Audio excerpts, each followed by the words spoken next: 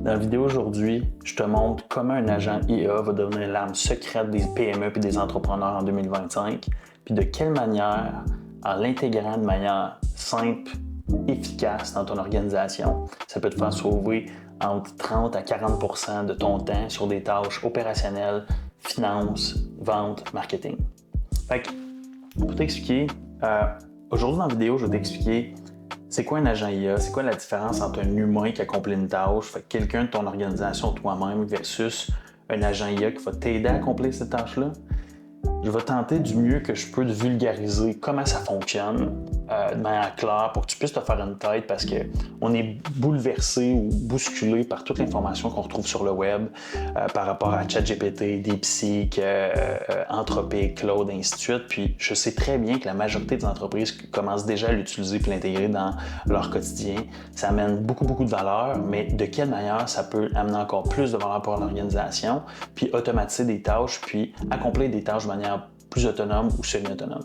Puis, je vais même faire des petits dessins aujourd'hui pour te montrer comment ça fonctionne, puis t'aider à vulgariser les choses, parce que pour moi, des petits dessins, ça change tout dans une présentation. Alors, on commence. Je vais commencer par t'expliquer ce qu'un agent IA n'est pas. C'est pas Jarvis comme Iron Man. C'est-à-dire, tu peux pas prendre ton téléphone cellulaire, puis envoyer un message, puis avoir une conversation, puis que l'agent IA comprenne absolument tout ce que tu veux. On n'est pas rendu au stade encore, quoique l'intelligence artificielle peut effectuer des recherches pour toi, peut booker des rendez-vous pour toi, peut commander des fleurs pour toi, comme j'avais parlé dans l'actu IA. On n'est pas au stade où est-ce qu'elle comprend comme un être humain. Ça a des limitations sur ce que ça peut accomplir. C'est pas non plus un chatbot comme ManyChat qui est sur un site web puis qui dit bonjour, comment ça va, puis qui disparaît par la suite. C'est pas une réponse automatique que tu reçois après avoir donné ton courriel à une infolette ou quoi que ce soit, puis qui dit merci de ton message, on va te revenir bientôt. Puis c'est certainement pas un prompt, puis ça c'est un classique parce qu'on l'a tous fait, qui te prend, qu'il faut que tu réécrives 7 fois par semaine parce que tu l'as encore perdu. Puis juste une petite parenthèse, Dieu seul sait que les projets dans ChatGPT sont ultra utiles si vous ne connaissez pas cette fonctionnalité-là pour être capable de prendre en note ou de garder en knowledge base en fait les meilleurs prompts qui ont fonctionné. Mais l'agent IA, c'est pas ça. Maintenant, prenons l'exemple de c'est quoi un agent IA. Ici, j'ai mis une belle petite image là, pour vous donner un petit peu de contexte, là, mais un agent IA, c'est comme un employé virtuel intelligent. C'est-à-dire que il va être en mesure de pouvoir observer, prendre des décisions à votre place qui vont être assez simples, il va interagir avec vos outils, c'est-à-dire votre courriel, votre agenda, votre base de données, vos outils de gestion de projet pour accomplir des tâches qui sont simples, mais qui sont quand même, même si ton à faible valeur ajoutée, amènent beaucoup de valeur dans votre organisation. La majorité des tâches qui peuvent être faites, c'est des tâches qui vont être plus ou moins répétitives. Je donne l'exemple, il faut analyser un dossier, il faut créer une proposition, il faut envoyer un courriel. Mais il y a aussi la fonctionnalité de pouvoir faire des tâches qui sont plus stratégiques. Puis je donne un exemple que j'ai découvert hier et que je trouvais vraiment pertinent. C'est un rapport intégral d'où est-ce que votre entreprise est à chaque mois.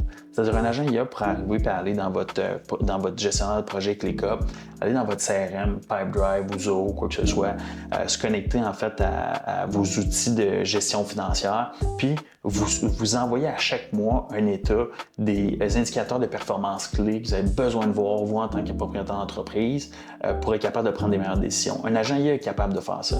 Puis, ce qui est encore plus intéressant là-dedans, puis c'est important de le comprendre parce que, j'ai comme quelque chose dans l'œil, c'est qu'il s'intègre à votre processus d'affaires puis à vos outils actuels. C'est-à-dire qu'on ne change pas de CRM, on ne change pas de système de gestion de projet. S'il y a une connexion qui est possible d'être faite entre ces outils-là puis entre l'intelligence artificielle et l'automatisation, on est capable de le faire. Puis un agent IA va être en mesure de pouvoir avoir une discussion où aller analyser toutes ces informations-là dans l'optique d'accomplir son rôle, en fait. Alors, on part de là. Dessin ici. Concrètement, ça fonctionne comment? Je vais reculer ici. Je vais prendre l'exemple des ventes. Le processus de vente, surtout développement des affaires avec B2B, en fait, business to business, c'est quelque chose que je fais depuis plusieurs années puis que je vous dirais qu'il y a tellement de tâches qui sont à faible valeur ajoutée là-dedans puis qui n'amènent pas nécessairement plus de résultats à une entreprise, mais qu'il faut quand même faire actuellement dans le cadre de générer plus de revenus dans l'organisation. Je prends l'exemple. Première étape, on va l'appeler Steve. Steve, Lui, ce qu'il faut qu'il fasse, c'est qu'il doit identifier c'est qui le client cible. Prenons l'exemple, vous êtes une entreprise en entretien ménager, commercial, puis multilogement. Fait que la première chose qu'il va faire, c'est qu'il sait que c'est toutes les entreprises qui ont la gestion d'un bloc, la gestion d'un centre d'achat, ainsi de suite, qui doit cibler parce que c'est les preneurs de décision. Fait qu'il doit comprendre c'est quoi le rôle de la personne, c'est quoi les éléments qui l'intéressent quand c'est le temps de faire le choix d'une entreprise en entretien ménager commercial ou multirésidentiel. Par la suite, il va venir créer une liste des comptes potentiels, en fait, via LinkedIn, les bases de données. Il va aller dans des événements de réseautage, il va parler à son réseau, il va participer de manière présente, en fait, à ces événements-là. Puis, à cette étape-là, ce qui est important de comprendre, c'est que c'est lui-même qui va faire la recherche. Oui, il peut utiliser des outils, ainsi de suite, mais selon les paramètres à qui que votre entreprise s'adresse, c'est votre employé ou c'est Steve qui va s'occuper de faire la recherche puis de monter la liste des clients à contacter. Du coup, que c'est fait, il doit faire la recherche de manière plus concrète des entreprises qu'il veut cibler avant de passer l'étape de prospection. C'est-à-dire qu'il va prendre le temps d'aller regarder leur LinkedIn si c'est dans les processus puis si ça vaut la peine en fait d'être fait. Il va aller sur Google Search, il va aller sur Google Maps, il va aller sur Kijiji, il va aller sur LinkedIn, il va utiliser LinkedIn Sales Navigator, il va utiliser plein d'outils dans l'optique de monter, de bonifier en fait sa liste de contacts puis d'ajouter plus de pertinence puis de l'enrichir à un certain point. Un coup que c'est fait, prospection commence, c'est-à-dire qu'il manuellement, il va prendre le téléphone, il va appeler les gens manuellement, même de manière semi-automatique avec un CRM puis des courriels prédéfinis. Il va envoyer des courriels, il va attendre des réponses, ainsi de suite, dans l'optique où est-ce qu'à cette étape-là, je vais prendre un petit crayon, qui est très très crucial, c'est lui qui va parler avec les gens dans l'optique où est-ce qu'il peut générer un rendez-vous. Un coup que c'est fait, on donne exemple, on a 50 leads qu'on a contactés. Sur les 50, il y en a 20 qui ont ouvert notre courriel. Sur les 20, il y en a 10 qui ont dit qu'ils n'étaient pas intéressés, il y en a 10 qui ont dit qu'ils étaient intéressés. Sur les 10, il y en a 5 qui ont pris rendez-vous. Fait que Steve, ce qu'il fait, c'est qu'il prend son lien Calendly, il envoie le lien Calendly au prospect potentiel. À cette étape-là, le prospect il va soit booker tout de suite, soit qu'il va attendre back and forth, il y a des suivis à faire. À un moment donné, la prise de rendez-vous est faite. Sur les 5, il y en a 3 qui sont en appel découverte. C'est-à-dire que Steve présente l'organisation, il parle des services, il répond aux objections, il s'assure d'avoir une corrélation entre votre offre de services puis les besoins de l'organisation dans l'optique de pouvoir passer à l'autre étape qui est juste ici, qui est de créer une proposition puis de l'envoyer. Fait que là, on a compris c'est quoi les besoins de l'entreprise, on a identifié si on est un bon fit pour elle, pour le client potentiel, puis c'est le temps de créer la proposition. Fait qu'il va ouvrir PandaDoc, il va ouvrir Google Slide, il va ouvrir Pitch, peu importe c'est quoi l'outil que vous utilisez. Puis selon le template que vous avez, il va remplir des informations recueillies par l'appel ou par la visioconférence ou par la rencontre en personne. Il va créer la proposition, il va prendre 1 heure, 2 heures, 3 heures peut-être pour la créer, tout dépendant du service, puis il va l'envoyer. Du coup, c'est envoyé, on a l'étape qui est suivie. Souvent, c'est au suivi où est-ce que l'argent est le plus fait. En fait, money is in the follow-up, c'est-à-dire que si vous faites un suivi, c'est pas assez. Des fois, c'est au 2e, 3e, 4e, 5e, 6e suivi. À cette étape-là, il peut y avoir des risques d'erreur. Steve peut oublier de faire le suivi si le système n'est pas, si le système de CRM n'est pas bien organisé, puis pas bien structuré, puis il n'y a pas de notification de tâches de créer, ainsi de suite. Puis, à cette étape-là, je donne l'exemple. Sur les 5 personnes, on est rendu à 3 qui ont décidé de recevoir une proposition. Sur les 3, on en a 2 qui décident d'aller de l'avant avec vous, puis de conclure la vente. Cette étape-là, la réalité, vous pouvez demander à n'importe qui, même vous en tant que propriétaire d'entreprise, elle prend du temps. Puis, il y a des risques d'erreur. Des fois, il y a une non-personnalisation. Des fois, on ne va pas répéter nécessairement la même recette. Des fois, on est démotivé parce que la réalité, c'est qu'un être humain reste un être humain. Il peut avoir une journée qui est fatiguée, pas une journée qui est malade, il peut avoir une journée où il n'y a pas nécessairement le goût, la flamme de vouloir faire des ventes non plus. Mais la réalité, c'est qu'il faut que ça se fasse pareil parce que c'est crucial de générer des revenus pour une entreprise. Là, je vais passer à l'étape ici, d'expliquer. Ce qui est important là-dedans, c'est que ce qu'on garde, c'est le contact humain et la confiance. C'est-à-dire qu'il faut toujours qu'il y ait un humain dans le processus de vente parce que les entreprises ou l'entrepreneur ou l'organisation que vous ciblez veut parler avec quelqu'un. Par contre, il y a beaucoup de risques d'erreur, que ce soit dans les courriels, que ce soit dans le manque de suivi, ainsi de suite. Peu importe, il y a beaucoup de risques d'erreur quand c'est un humain qui entreprend la tâche au complet. Manque d'expérience, manque de formation. C'est la réalité. C'est pas tout le monde qui est formé de la bonne manière pour être capable de faire du développement des affaires puis de connaître la recette. Vous n'avez pas de processus en place, ça peut être compliqué également. Puis, de répliquer en fait la recette secrète. Puis, l'employé va travailler au moins 30 à 40 % sur des tâches à faible valeur ajoutée. Puis, on parle de comme 30 à 40 %, là, c'est énorme. C'est-à-dire que dans une semaine, je donne l'exemple, sur 10 heures, ça serait 4 heures qui travailleraient sur des choses où est-ce que ça mène pas nécessairement de valeur que l'automatisation et l'intelligence artificielle pourraient venir régler. Maintenant, un agent IA. J'explique contextuellement. L'agent IA va comprendre le contexte puis les tâches à accomplir pour accompagner votre employé, Steve, dans son rôle de développement des affaires pour qu'on garde Steve où? Pour qu'on garde Steve devant l'entreprise, devant le propriétaire de l'organisation pour qu'il puisse vendre, présenter les services de manière humaine et que ce soit non un robot qui s'en occupe. Puis, à cette étape-là, ce qui est intéressant, c'est que je vous dirais que 40 % du temps des tâches qui sont accomplies généralement par Steve sont accomplies, puis même mieux, par un agent IA qui s'occupe du développement des affaires, en fait, B2B pour votre business. Fait qu'on passe à l'étape identification de marché cible. C'est-à-dire qu'à cette étape-là, on génère un portrait selon votre base de données client qu'on donne. L'agent IA va générer un portrait selon votre base de données client à qui qu'on doit s'adresser. C'est quoi les paramètres qui font en sorte que c'est un bon client?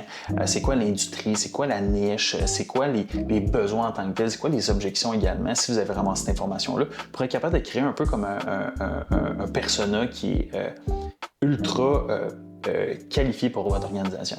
Un coup que c'est fait, cette étape-là, je donne l'exemple, au lieu de prendre, elle prend le même nombre de temps à Steve qu'en intelligence artificielle de le faire, sauf qu'elle se répète plus rapidement. On passe à l'étape de prospection enrichie. C'est-à-dire qu'à cette étape-là, au lieu que ce soit un être humain qui aille voir LinkedIn, qui aille sur des sites web, des bases de données, et ainsi de suite, que absolument vos clients vont être, c'est qu'on utilise un outil comme Apify pour aller sur Apollo AI, qui est un outil ultra performant que je suggère à tout le monde d'utiliser, où est-ce qu'on va donner les paramètres de c'est qui notre persona. Puis l'agent IA va s'assurer qu'une fois par mois, une fois par semaine, quand on va lui dire de le faire, en fait, on va le trigger, en fait, pour qu'il puisse le faire, va aller analyser toutes ces bases de données-là, va vous créer votre liste de contacts. On s'entend que c'est beaucoup plus que 50 clients potentiels. Ça peut être 100, ça peut être 200, ça peut être 500, ça peut être 1000. Va venir intégrer dans une base de données Google Sheet, Excel Sheet, n'importe quel outil que vous utilisez, même directement dans votre CRM, si c'est le même que vous fonctionnez initialement, le nom, le courriel, le numéro de téléphone de la personne, l'industrie, puis il va venir enrichir cette base de données-là. C'est-à-dire qu'il peut aller jusqu'à aller analyser son LinkedIn, aller analyser son site web, aller analyser plein d'informations, aller gather plein d'informations qui est pertinentes dans l'approche de votre client.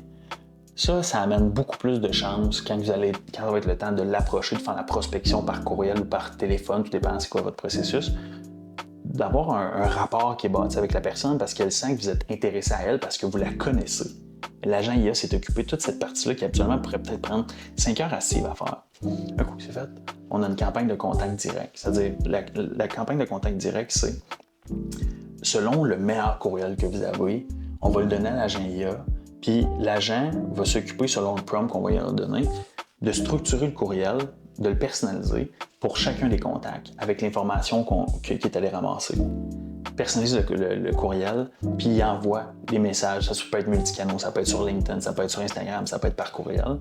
Puis là, on parle de volume. C'est-à-dire que c'est habituellement avec le processus de Steve, avec 50 clients par mois qui contactent, on fait rentrer 10 000 $ de business. Si on est capable d'en contacter 500, c'est fois 10. Là. C'est-à-dire que vous avez beaucoup plus de résultats beaucoup plus rapidement, puis on qualifie les gens beaucoup plus rapidement, puis l'approche est la même. C'est comme si c'était un être humain parce qu'on a défini l'agent IA pour qu'il puisse répondre, puisse interagir comme si c'était Steve. Un coup que c'est fait, à cette étape-là, on a qualification, c'est-à-dire que sur les, donne l'exemple, 500 courriels qui ont été envoyés, il y en a 50, il y en a 100, il y en a 150 qui ont répondu puis qui sont qualifiés pour les services parce qu'ils ont un intérêt, parce que tout dépend du stage où est-ce qu'ils sont dans leur processus. Bien, ils ne vont pas nécessairement acheter tout de suite, mais plus de volume, plus de chances d'avoir des opportunités qui se closent. Un coup que c'est fait, la qualification est faite, l'agent va envoyer un lien Calendly pour avoir un appel stratégique avec votre employé. C'est à ce moment-là que Steve intervient. Fait que le client potentiel va cliquer sur le lien, va booker la rencontre, va avoir un processus, une expérience qui est vraiment personnalisée à lui, puis selon ses besoins de A à Z. Steve rentre en jeu, Steve se connecte via une visioconférence ou via un appel. Il discute avec l'entreprise, il la connaît davantage, il comprend c'est quoi les objections, il comprend c'est quoi les problèmes, les défis de l'industrie également. Puis à ce moment-là, l'intelligence artificielle s'intègre encore. C'est-à-dire qu'il faut avoir un outil comme Firefly, comme sur Teams, comme Phantom, qui enregistre la conversation. Un coup que l'appel est terminé,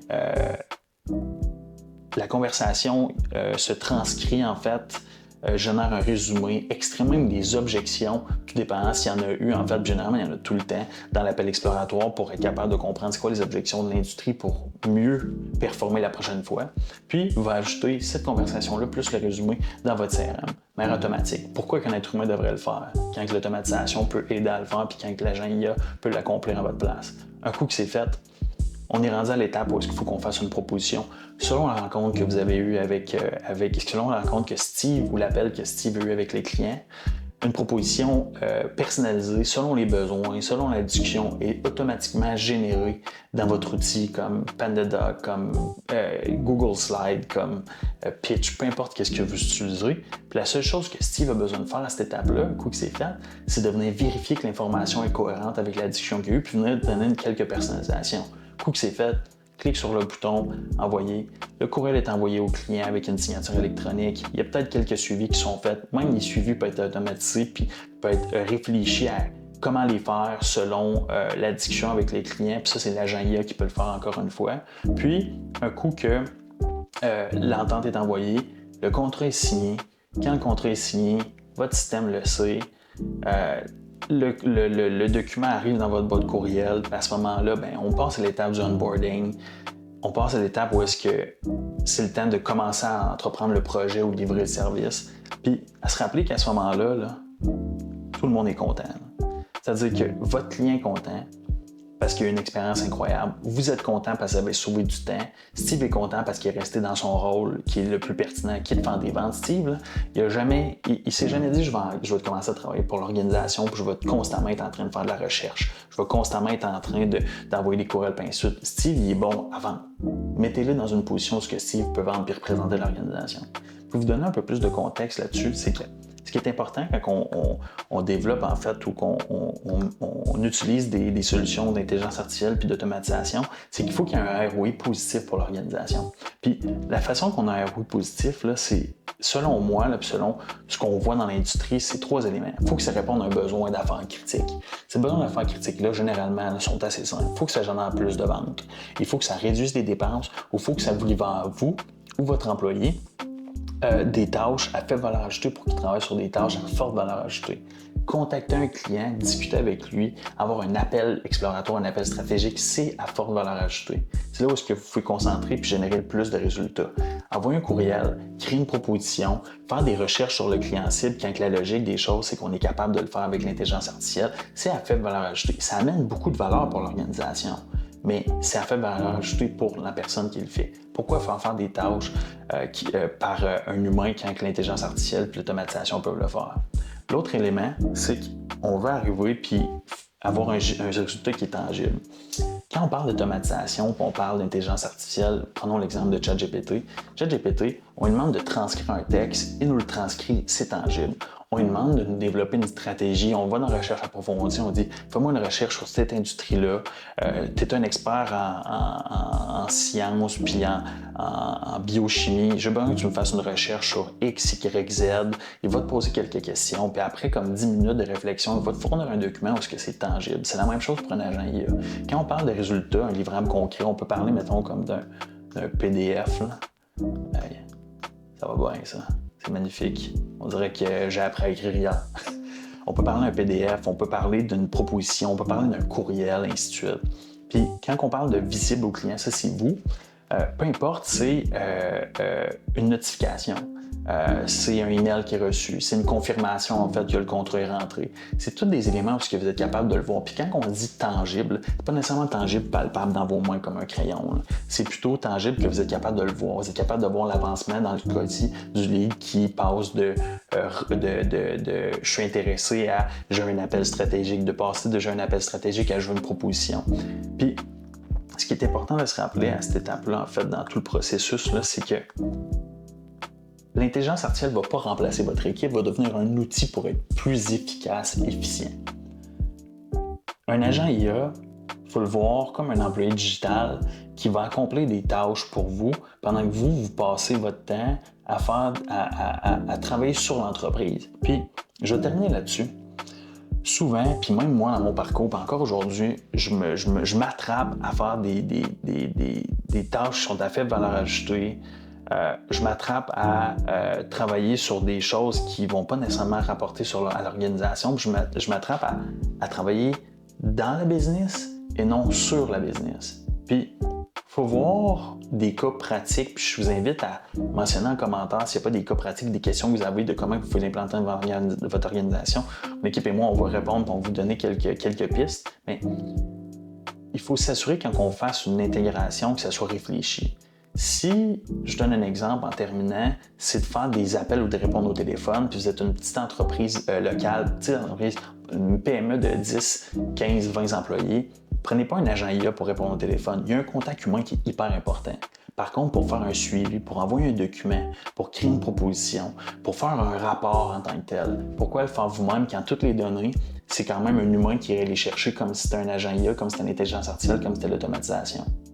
Assurez-vous de réfléchir à ça. Puis, comme je disais, en 2025, celles et ceux qui vont appliquer, qui vont s'intégrer et s'intéresser, qui vont intégrer l'intelligence artificielle puis l'automatisation dans leur organisation vont avoir un edge énorme sur leurs compétiteurs.